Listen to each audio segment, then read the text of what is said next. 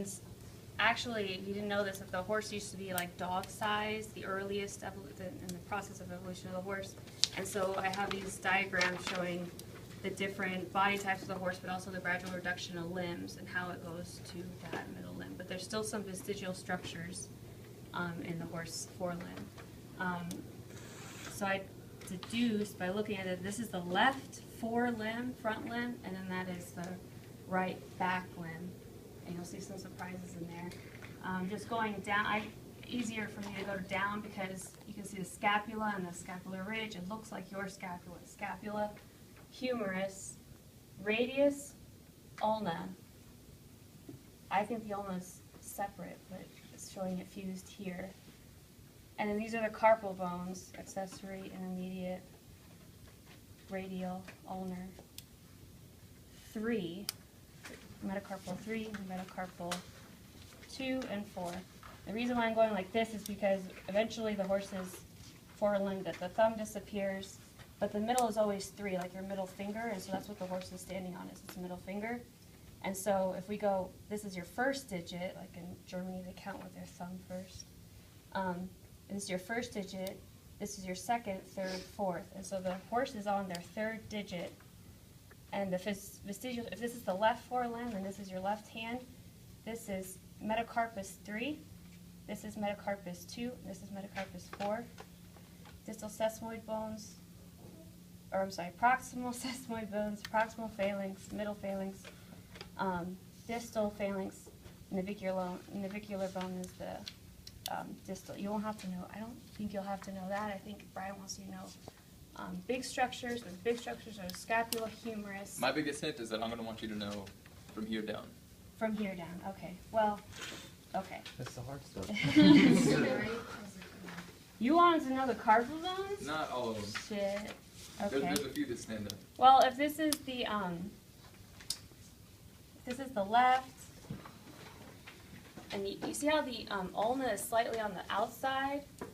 The carpal corresponding, if this is the middle, intermediate, meaning middle, then this is the carpal, the ulnar carpal, you can say. And then since this is the radius, you can say this is the radial carpal. And then just know that 3 is in the middle. So then this carpal is 3, this one's 2, if you're looking at your finger, and then this one's 4. And then these are vestigial structures of the reduction of forelimbs, and so are these, and so is this. Anyway, that's it. And so you can tell that's the left because it's Everything is kind of left-sided. With your elbows over here, and I mean, you just have to, learn the language and see the structures, and start to know that things are on the left over here. Mm-hmm. So those are vestigial structures of that's the front limb. And so this is equivalent to our wrist, right? And then our middle finger. The hind limb. What's that? Always clicking. I found out that this is the right hind limb, femur, patella, just like us. I show a picture of the pelvis here from the right on the side, lateral side. Big surprise here is that this is a tibia. There's no fibula in this horse, so you're missing a fibula. So that won't be quizzed. Nope. Nope. Tibia. And then this is, it's hard to, I'm not even going to go through that because I still haven't gotten that far yet. But this looks just like our heel, right? Like the calcaneus that's sticking out.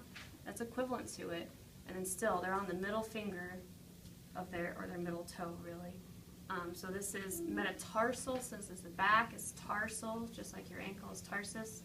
3. And because it's the right, this is 2, this is 4. Proximal sesamoid, P1, P2, P3, if you want to call it that way, and navicular. What do you mean by P1, P2, and P3? Phalanx, proximal phalanx, Okay. 1, 2, and 3. Because you got like a proximal, a middle, and a distal. Okay. We like to truncate it to P1, 2, and 3, or whatever. I would say keep in mind that there is proximal, medial, and distal. Yes. I would say keep those in mind. Your proximal means close, proximate, distal, distant, away. So this is distal, this is the farthest away, and this is closer. And if they're the phalanx, this is the closer one, this is the middle one, and this is the distant one. The last thing I just want to say is that just like in your hands, there's no real muscles, there's tendons, and just like in the horse, the reason why swift-footed, but also can endure going longer distances is because they just have ligaments. They don't require any oxygen, lesser energy, much quicker, and the whole force is going by the kinetic energy in there that is supported by ligaments. So all these structures that we see that are vestigial, you're like, oh, you can take them out and they're not important. It's not true because there's definite connections in the lower limb. I have it drawn here. A superficial, a deep, and a interosseous ligament that all go in here. One goes, the deep one goes all the way to the foot. So when the horse is stepping down and lifts off, that's the kinetic energy that's allowing it to spring. And so it almost doesn't even have to work anything else but its chest muscles to move its shoulder. It's all through kinetic energy to run. That's why they can outrun your digigrade animals. And that's it. That's what they like to think. Oh, and then this